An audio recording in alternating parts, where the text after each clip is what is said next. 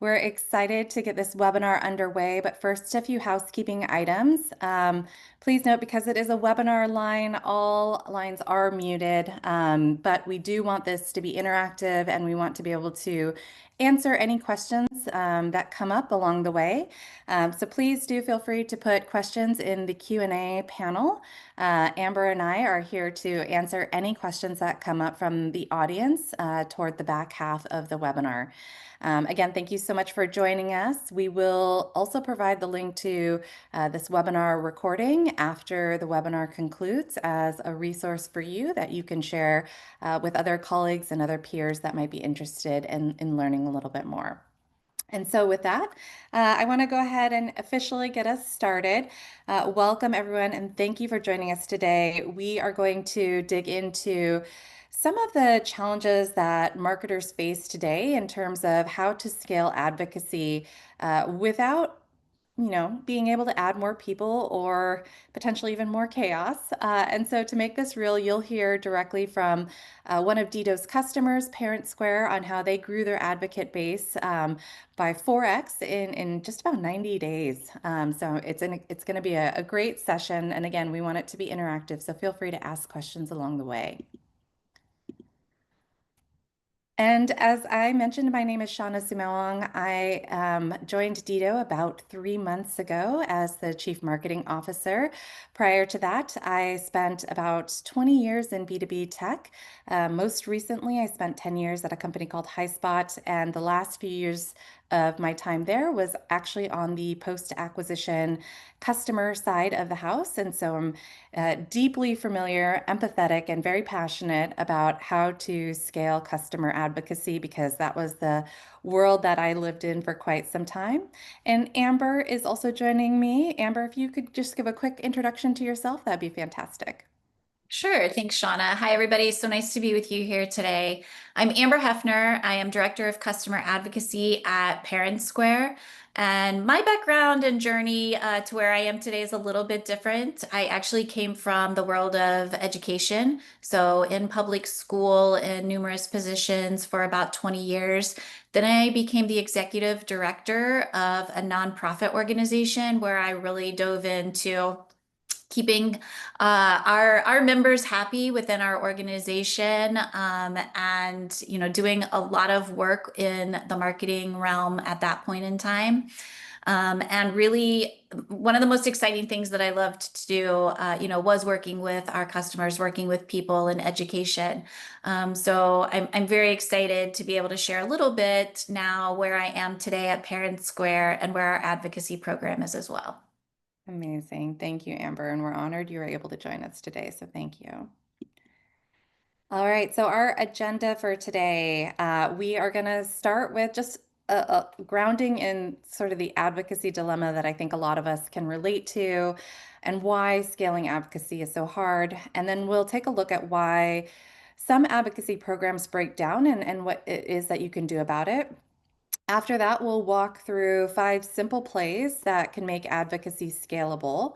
And then Amber will share with the audience how ParentSquare has put some of these ideas into practice and the measurable results that they've seen.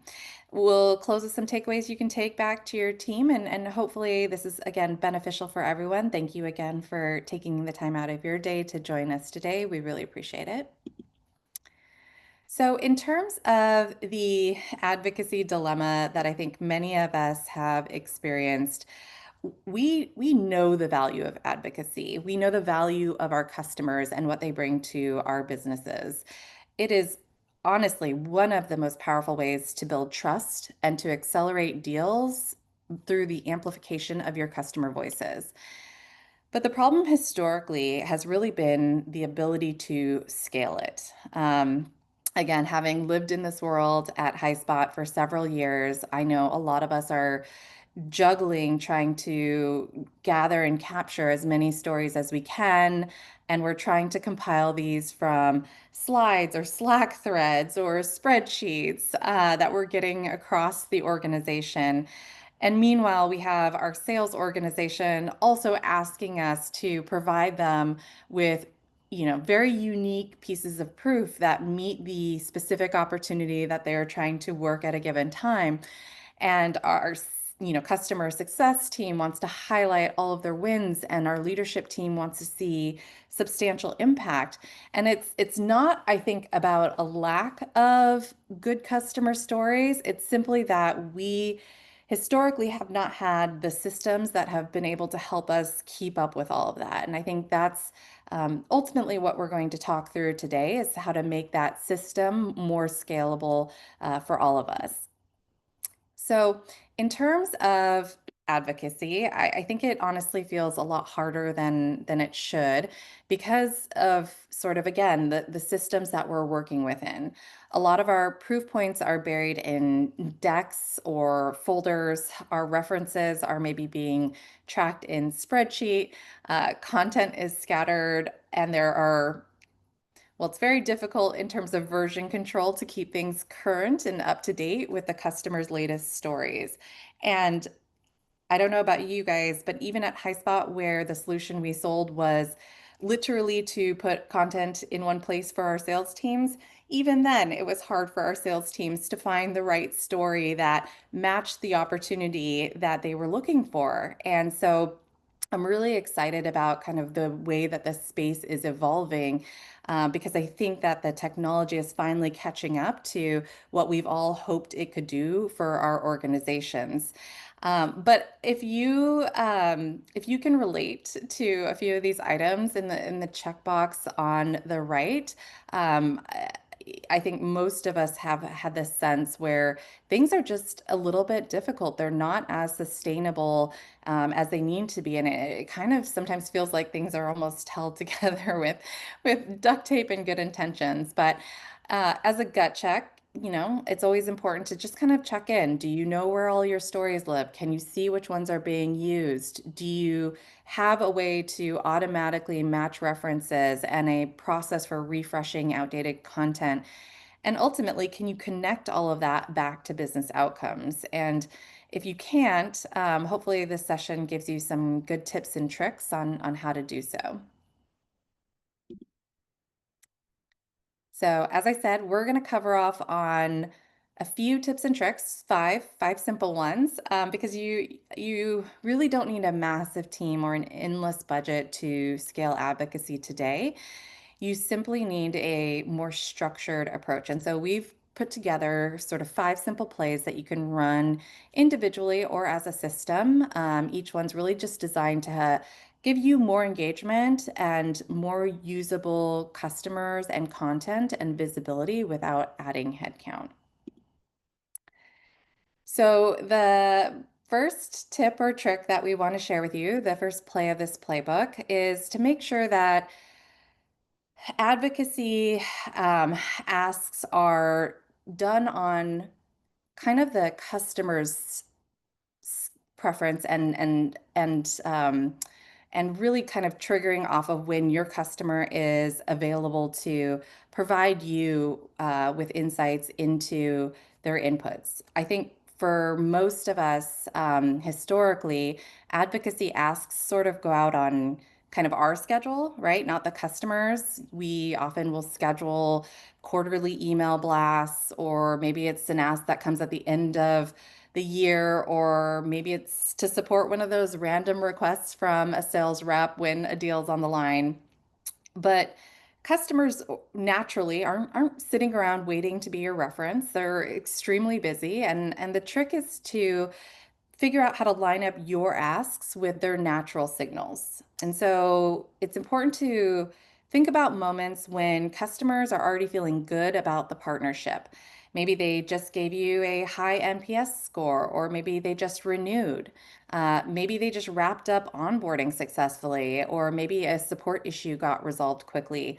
These are really great warm signals. And so when you reach out in these moments, it doesn't feel like a big favor. It actually feels like a natural, almost like mutual exchange. And if you give them easy, lightweight options like a short quote or a quick yes to being a reference or interest in a future story or speaking opportunity, you can really start to build trust and expand your advocacy base without friction. And again, I know Amber is going to chime in a bit, but this is definitely something that I think they have been a really great showcase for how to do this right and how to do this well at ParentSquare. Yeah, Shauna, I can't help but smile and nod my head as you're talking through this because you are exactly right. And one of the things that we found too was, in moments when something successful has happened with the customer, as you mentioned, that's when we love to reach out to them. And we love, like, it's also really neat for them to know that we're recognizing the great things that, they're doing as well. And we want to highlight this great success that you're having and what you have accomplished. So this has worked very, very successfully for us. And like you said, it really does build that trust, and they know we're celebrating them as much as, they will be supporting us. I love that. Thank you, Amber.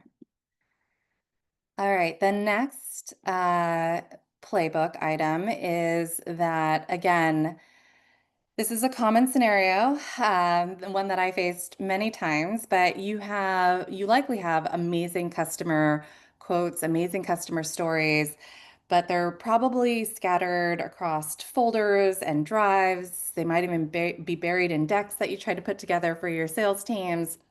The sales teams know that they exist, but they just can't find them. And so what happens? They end up either coming to you and asking, or they kind of give up and they might wing it with whatever's at hand, or and this is my favorite, they reuse the same three case studies over and over and over again, making the business think that maybe they don't need as many stories as they do from their customers, but it's simply because they cannot find what they need, and the importance of being able to match the right story with the scenario that's at hand is absolutely critical. We see an exponential jump in the success, the velocity of those deals when proof is matched based accordingly. And again, this is a systems issue, and I don't want to say it's simple, but I do think, like I said, technology is making it easier to manage this. Now with systems like Deeto, you can centralize everything in one place, and you can make it so that it is searchable by the things that your team actually cares about. So by persona, by industry, by product line, by use case. And again, the goal here isn't to file these stories away, it's actually to make them usable. And so I'm really excited about the evolution of what's coming with Deeto because, again, because Deeto is built on an AI native platform, what you're going to see is the ability to apply an MCP server over all of that intelligence that you have stored away from your customers across the board. And you will be able to query that data relatively soon. So stay tuned for what's coming on the Knowledge Hub front. We have some exciting news coming next week. But when proof becomes essentially self-serve, you're going to start to see usage skyrocket. Sales it will stop having to depend on you. You won't have to be a bottleneck, and your customer success team can even showcase wins without having to hunt you down. So again, it's hugely beneficial to essentially have a system of record for your customers' voices and the inputs that they're providing with you. And again, the difference is night and day. One of our customers at Drata, as an example, they really set up this centralized space, and their whole process went from being relatively clunky and very cumbersome for the marketing organization to really smooth and scalable. And again, this is when you really start to see your work move the needle. All right, so our third tip for the day is as much as possible, try to refresh. I think oftentimes one of the traps that we fall in with advocacy when we hear that it's outdated is that we throw the baby out with the bathwater. We've all been guilty of this. You get like a really great quote from a program participant or a customer story from last year. And again, your sales team probably keeps reusing it over and over. But the problem is things in today's market are changing so fast. And the customer might have moved roles. The product might have evolved since then. And that quote or that story that once resonated and really aligned to the messaging and positioning that you were trying to deliver to the market, it's probably out of date. Sometimes I felt like, again, at my previous company, that it was almost out of date by the time I got it through all of the approvals needed with the customer's organization. And so, again, I think that with systems today, the idea is to build on continuous relationships with your customer content contacts. So it's not just kind of a one and done capture, but what you're trying to get to is a place where you're consistently checking in with your customers to understand how their story has evolved. Is there a new fresh take? How are they adopting and using and getting value out of the latest product innovation or capabilities or services that your organization has rolled out. And so again, you don't have to throw everything out and start over. Instead, it's about putting the right cadence in place so that each quarter, you're having an opportunity to reach back out and re-engage your customers. And then that re-engagement helps you automatically refresh content and ensure that it stays relevant and that it's attributed properly. So again, highly recommend getting on a cadence where you're checking in and kind of building upon those stories with your customers on a regular cadence. And ultimately, when you do that, it actually makes it easier for the customer because then the customer is not having to fill out a lengthy form with you. Maybe it's just one or two questions checking in, every quarter or two on them. And that insight from your customer will help you to, again, keep your customer evidence refreshed. So definitely a tip or a tip that I highly recommend implementing within your organization. All right. I've touched on this a little bit, but the fourth playbook is, really thinking about how you personalize your proof. Though kind of one size fits all approach doesn't really cut it anymore. And in fact, like I think that's one of the reasons why I think like static case studies are becoming really challenging. Not only to the previous slide are they hard to keep up to date, but buyers today have, I think, a different level of expectation of your business. They expect you to know their role, their industry, their challenges. A CFO, if you're trying to sell into a CFO, they don't want to hear about onboarding wins. They want to hear about ROI and efficiency, right? A technical buyer doesn't care about brand love, right? They want to know that the product works at scale. And the way to meet that expectation is essentially by starting to create more modular stories. So, how do you break down your customer stories into bite-sized content, quotes, snippets, or short blurbs?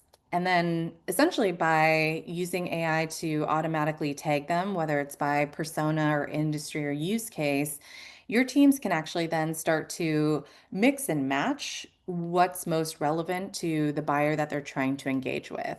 And this personalization, when reps can do it quickly and at scale, suddenly sales can drop the perfect quote into a deck or into a microsite that they're sending out to a buyer, and marketing can tailor their campaigns.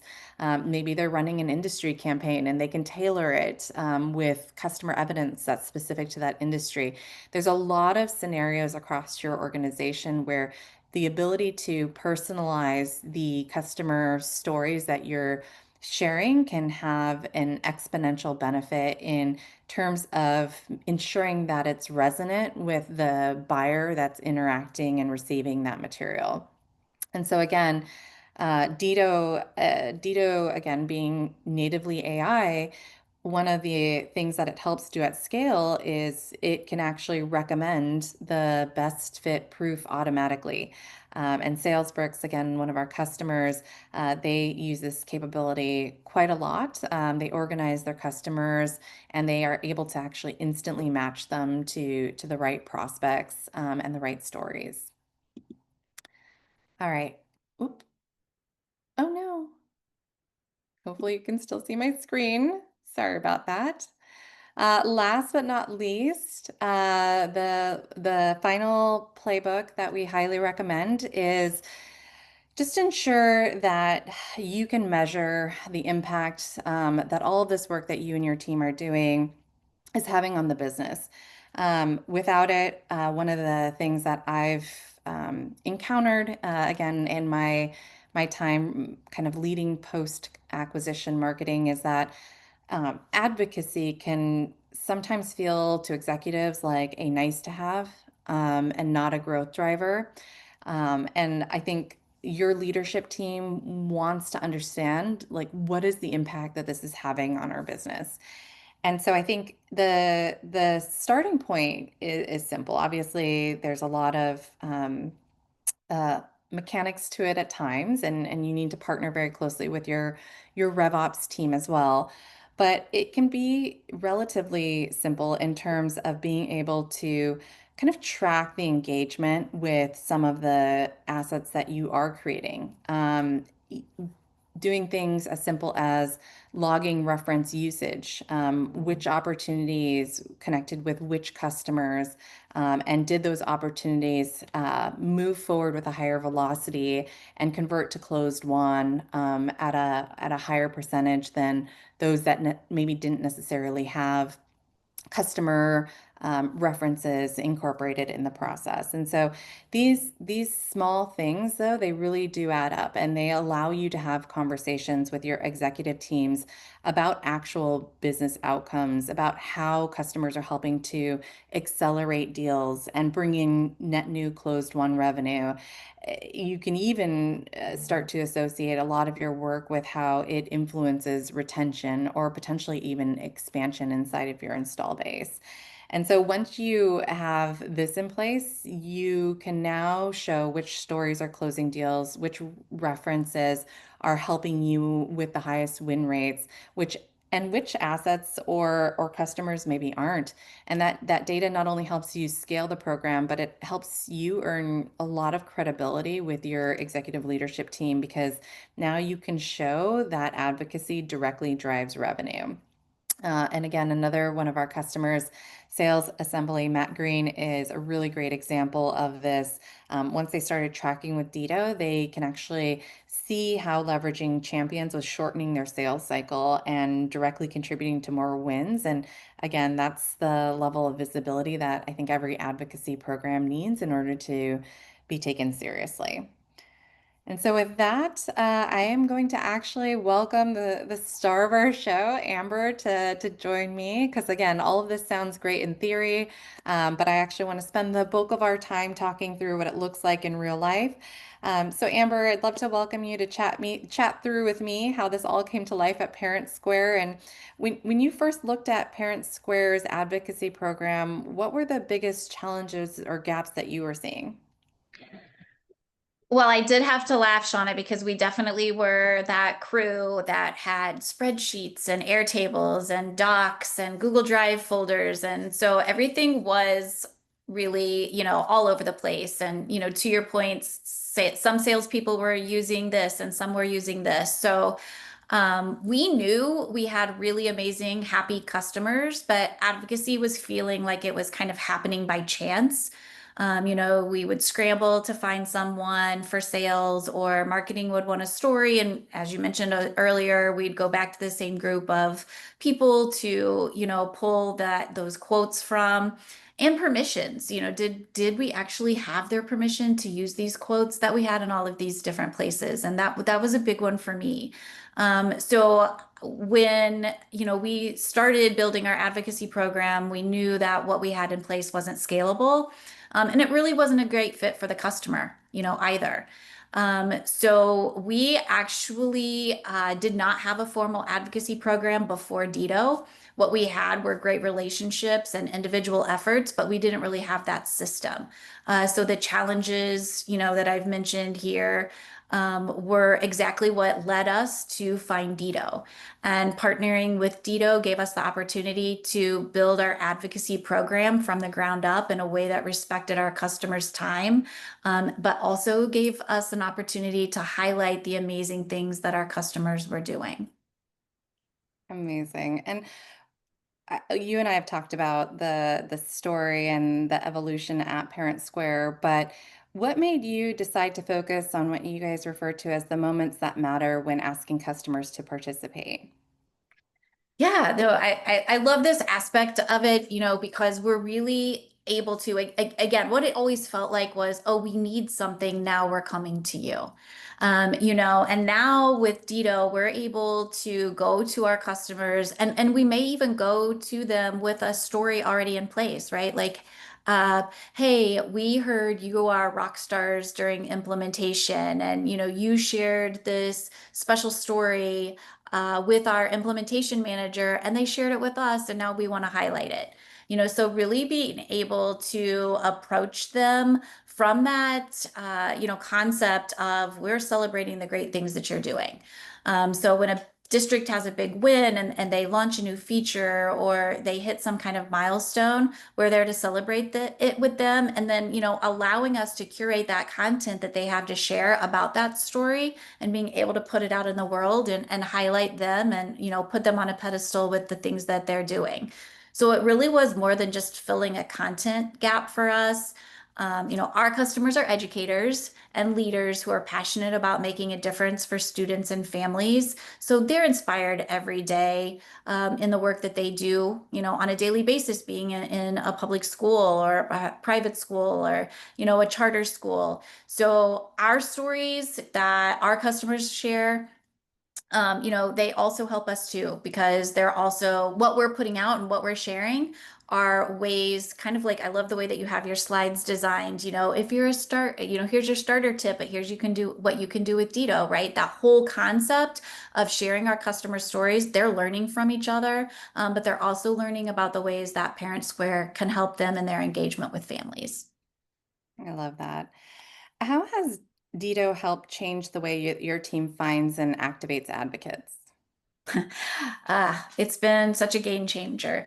Before we had Deeto, we knew, again, we knew we had great customers. We knew we had great stories, but it was really finding a way to curate and content, curate that content and then find ways to highlight it. So we were always looking for, stories that could be shared, that could be highlighted, and we would reach out to them, and share that story. Like I mentioned earlier. But we also spent time trying to track down customers who might be willing to join a webinar or give product feedback or participate in pilots. And honestly, there were times when we had some webinars similar to this that we actually were not able to follow through on because we couldn't secure the right advocate at the right time. So when we had Deeto, one of the things that changed significantly for us was being able to see in real time who's ready to raise their hand. And that AI makes it easy that, that you were mentioning, right? Being able to go in and matching them to not only references, but also to those who are willing to raise their hand to be in product feedback or at a webinar. So whether it's the quote or story pilot, it's the engagement that feels natural to them. We're coming to them and we're able to say, hey, we know you raised your hand for a webinar. Here's an opportunity that we have for you.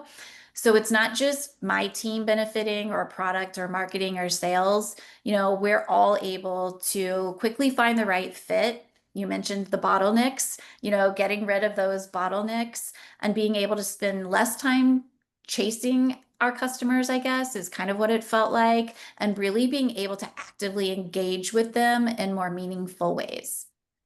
Absolutely. I love that. And what measurable impact have you seen since rolling out this approach? I One of my favorite stories, I think, is the number of hours that we spent tracking down advocates, trying to figure out, did we have the permissions? Where are those spreadsheets again?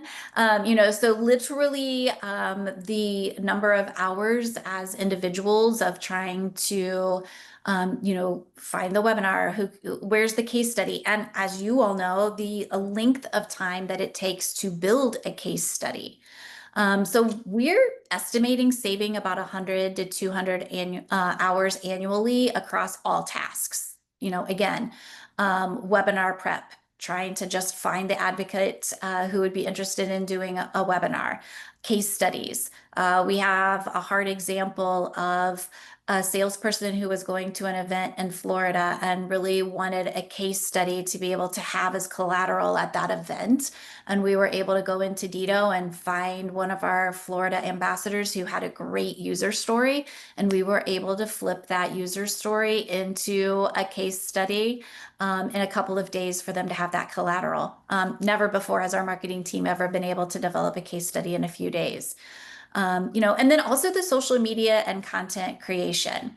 Again, our social media marketing manager can go into Deeto and can search for some specific story that she's really looking to highlight right now, depending upon what's going on. That's saving 75 to 80 hours a year just looking at social media. I think also our output and our reach, because our pool of advocates has grown dramatically. And with that comes additional new content. You can see that we've collected nearly 1,500 approved social proof assets that are searchable and ready for sales, CS, and marketing to use. So that's a huge savings in time as well. And I would say that the business app impact is that we are seeing advocacy directly influence pipeline with references and proof points being easily accessible. We're seeing faster sales cycles, improving by about 20 to 30%. We're also seeing manual efforts cut by about 30% again, because we know our teams can go right into Deeto and find that information. So most importantly, we are excited also, and I think it's not always something that we look at and we measure, but truly we're looking at also how engaged are our advocates, and because they're choosing how to participate and they're being recognized for their contributions, we're seeing people come to meetings and raise their hand and reach out to us at the events that we go to as very satisfied and engaged customers. And ultimately, that's what it all comes down to. I love that. And true story. So I have two children in middle school and elementary school. And before I even joined Deeto, I was actually exposed to ParentSquare because both of the schools use ParentSquare. And so I actually was able to see Deeto in action before I even joined the company and even knew about Deeto, because I was on your website and you guys actually even use Deeto to surface stories across the community on your website through Deeto. So I actually was, you guys might actually have been the ones to, semi-introduce me to Dito in some way, shape, or form. So amazing, amazing. What advice would you give to other marketing leaders that are trying to scale advocacy and might not have a headcount? Yeah, I can understand that. So I would say first, don't overcomplicate it. Start with a clear, high impact moment and build from there, and lean on tools that do the heavy lifting. Again, when we were looking at our needs for building our advocacy program, I knew it wasn't going to be looking at spreadsheets and trying to constantly chase people down. And so for a long time, actually at ParentSquare, it was just me. I was a one-person team for about 15 months. And even as a one-person team, once we found Deeto, and we were able to, start building our advocacy program, we were looking at, how do we want to design it? How do we want to launch it? I would say it really was the support of our internal team, but also the strength of Deeto as a platform, but also Deeto as a partner in this journey. We definitely don't see Deeto as just a vendor. It's definitely helped us scale far beyond what I could have managed alone. And it has been, a great opportunity to really take a look at how do we work with our customers, so the way that you can individualize building your advocacy program based on what works for you. Our customers and their needs and the way that we highlight them might be a little bit different than maybe Shauna, you did at High Point, for instance. So taking those things into consideration and really looking at, our approach again really has been, how can we build this program in a way that highlights the amazing things that our customers are doing and that keeps them engaged? Because engaged customers, are happy customers, and happy customers spread the word. And that's really what we depend on. And that's been the sole focus of our program. So yes, the spreadsheets and the docs and, all of those tools that we were trying to use and the manpower and all of that, they were frustrating, and we knew that we couldn't continue down that road. But ultimately finding something, that highlights your customers. That's why we're in this business. So my advice: keep it simple, lean on great partners, and don't lose sight of the fact that advocacy really is about relationships first. I love that, Amber. I really do. Last question for you. What's next for advocacy at ParentSquare? So we're really excited about broadening advocacy beyond just case studies and references, and looking into more of community style connections. So kind of think of like regional events where customers can learn from each other, or where we are able to highlight and spotlight their stories in their own words, where we're supporting them and, them sharing their stories to that bigger audience. Long term, I want advocacy to feel like part of the customer journey from day one. So something that kind of grows naturally as the relationship with the customer grows. So we've built a strong foundation with references and quotes and case studies, but really we're seeing that that's just the start. So we are leaning in more to our customer-led storytelling, which is giving our advocates those platforms. I was mentioning earlier, Shauna, about the additional events. So we actually have added about 20 regional events where we're going to have those peer-to-peer communities happening, and they're going to be able to spotlight innovative ways that they're engaging with families. We're going to be able to share that out, but also I think one of the things that I love about Deeto is that it also isn't static. It's always planning ahead and surfacing new opportunities. So the partnership that we have with Deeto is also helping us think about how advocacy is always in motion, and what is it that we can do to create more content. You were mentioning, keeping that content refreshed, and we are so excited, and we actually love the campaign feature in Deeto. We're able to, how can we highlight some new content? So we just did a back to school campaign where we had our ambassadors share about their back to school tips and tricks for family engagement. And some of the content that came out of there was absolutely amazing, and is probably some of the best content we have right now. So, continuing to keep that fresh and meaningful has been really important for us as well.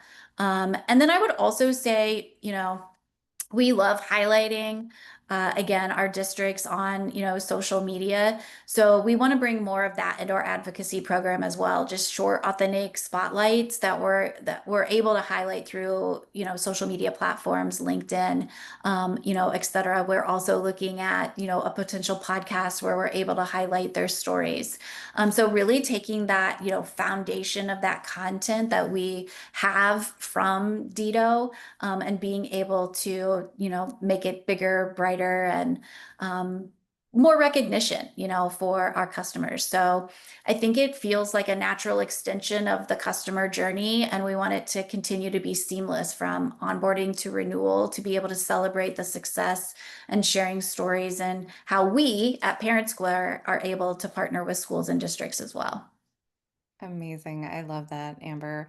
Well, again, thank you so much for joining us to share your story. I do want to make sure we open it up for audience questions again, for Amber or myself. Please feel free to type them into the Q&A panel. I see a couple have come through, so I'll go through those. And I'll also keep a close eye on time though. But one of the first questions that came in, Amber, were all or most references recruited during the moments that matter? Yeah, great question. So when we first were building, we actually took those moments that matter that we already had from our customers in the spreadsheets and the docs and the Airtables. And we actually said, hey, here's a great moment that mattered that you shared with us, could have been up to a year ago, 2 years ago, but we're building our ambassador program. We're really wanting to, highlight what you're doing today. So yes, we really try. So from the start, building it initially really was taking those moments that matter.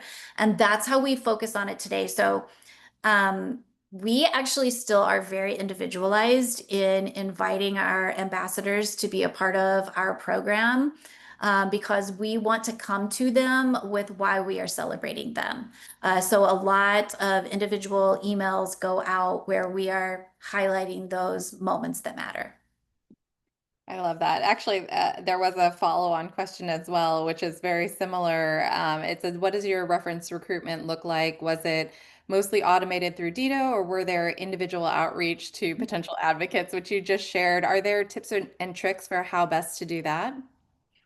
I think it really is, creating the culture within ParentSquare, which fortunately was easy to do because we knew that our customers are amazing, and do incredible things, and how we learn from them unique ways that they're using ParentSquare to engage and, ensure student success. So we are always, we have that culture already where we want to celebrate what our customers are doing so that others can learn from them.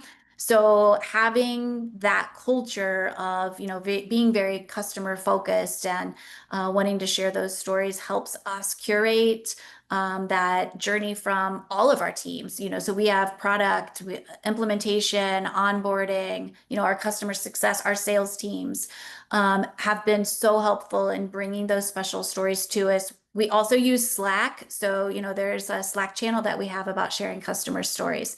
So we'll often engage in that as well. Would this customer be a great ambassador? I love this story. How can we highlight it further? So that's really what we've been able to do for our advocacy program. I love that, Amber. And what I love most about it though is that Parent Square truly is putting kind of customer centricity, the customer obsession at the core of your culture. And it's not just lip service, like, unfortunately it might be at some other organizations. I love how it's built into the DNA of the organization. Amazing. Well, Amber, thank you again so much for joining us to share your story and answer a few questions. And again, for the audience, please feel free to connect with myself or Amber on LinkedIn. We'd love to hear from you and are around to answer any additional questions that might come up. So, in closing, hopefully, one of the key takeaways that you got from this conversation is that you don't need to work harder to scale advocacy. You really just need to build a system that is going to support you. So, you can start with one play or you can rethink your program entirely. But I really hope that you walk away with some tips and tricks on how you can make advocacy sustainable for your team, easy for your customers, and impactful across your business. As I said at the onset, you likely already have the stories. You probably even already have the advocates. And now it's about designing a system that can help you scale both in a way that really drives impact for your organization. So again, thank you so much for joining us today, Amber. Thank you again so much for sharing your story today. At the conclusion of this webinar, a survey will pop up. I do hope that you give us feedback on how this webinar went and your top takeaways. And as a thank you, we will also share out an ebook that contains a lot of these plays that hopefully will be valuable for you and your team as you continue to drive your advocacy programs forward. So again, thank you so much. I really appreciate the time, everyone. Thank you.